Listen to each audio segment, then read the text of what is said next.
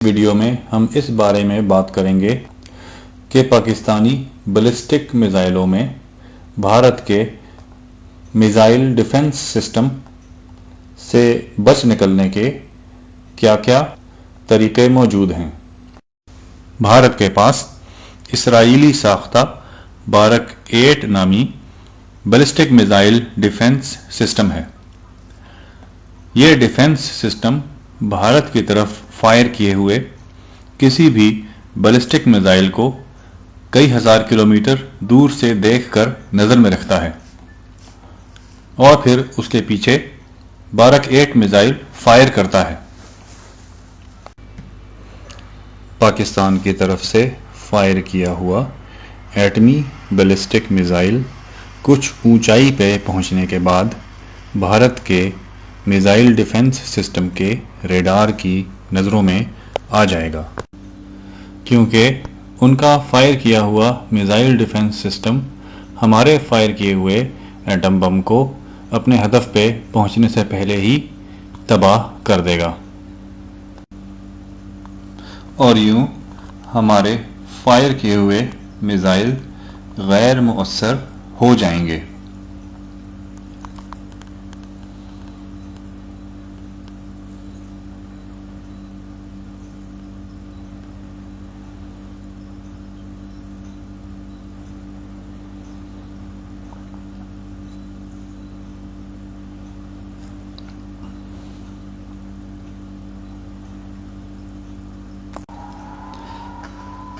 इस सूरत हाल से बचने के लिए पाकिस्तान को अपने मिसाइलों को इस काबिल बनाना पड़ा कि वो भारत के फायर किए हुए मिसाइल डिफेंस सिस्टम को धोखा देकर निकल सकें और हमारे फायर किए हुए एटम बम अपने निशाने पर पहुंचने से पहले तबाह ना हो।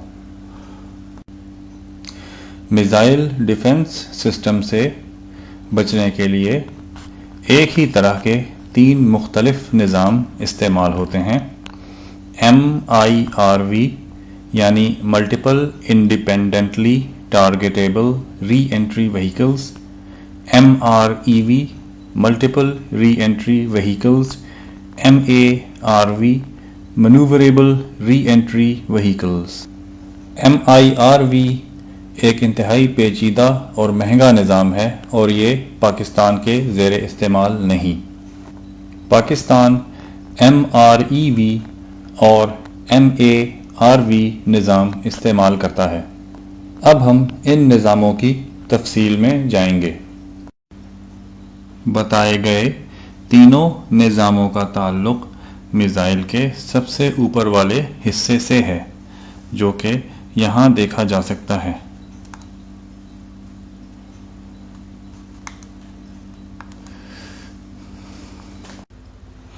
अगर इस सबसे ऊपर वाले हिस्से में, जो कि री एंट्री व्हीकल कहलाता है, एक से ज़्यादा एटम बम रख दिए जाएं, तो ऐसी सूरत में भारत के लिए हमारे फायर किए हुए मिसाइल के एटम बमों को ट्रैक करना और उन्हें तबाह करना मुश्किल हो जाएगा। इस निस्बतन सादा मगर मुअस्सर निज़ाम को MREV या मल्टीपल री एंट्री व्हीकल कहते हैं, जिसमें अगर चंद एक एटम बम भारत के फायर किए हुए डिफेंस मिसाइल से तबाह हो भी जाएं, तो बाकी अपने निशाने पे ज़रूर लगेंगे।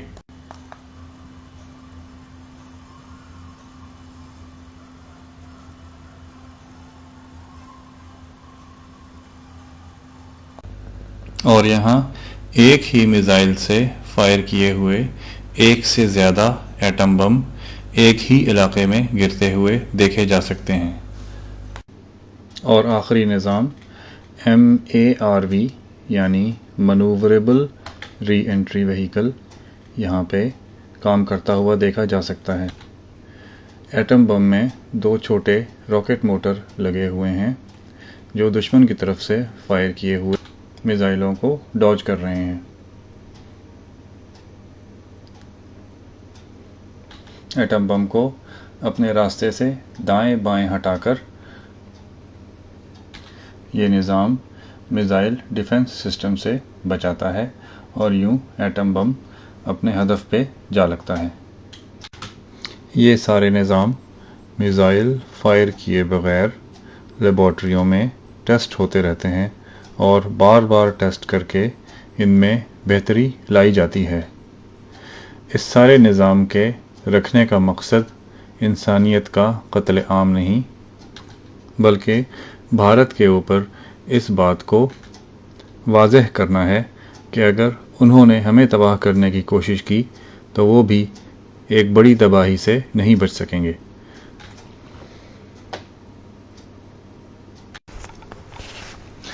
और इस तरह इस बात को यकीनी बनाया जाता है कि भारत अपने आप को हमसे 10 गुना बड़ा मुल्क समझ के हमारे ऊपर किसी तरह की मुहिम जुई की हिम्मत ना कर सके। और